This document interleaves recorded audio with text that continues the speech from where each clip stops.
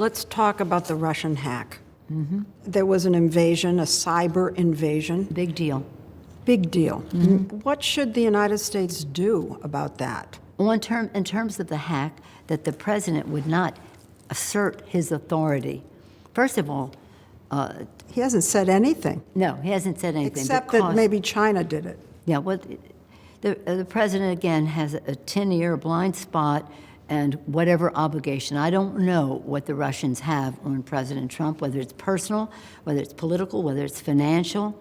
I don't know what it is. You think they have something on him? But there's no other explaining why this president of the United States is such a handmaiden of Putin. So what's the proper response in your opinion? Well, we have to, it's not about him anymore.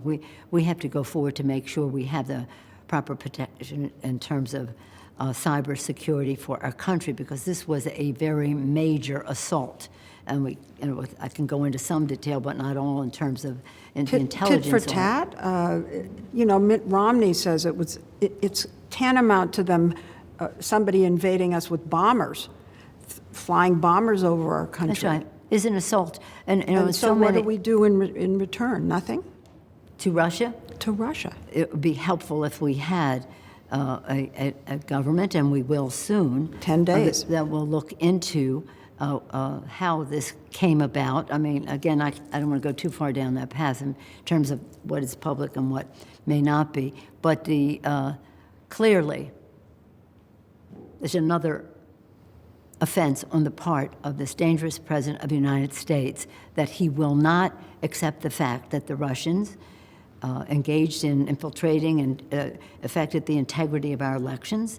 And now this assault on our cybersecurity it can affect everything. It can affect everything. You've been briefed on this by the intelligence community. Not so much.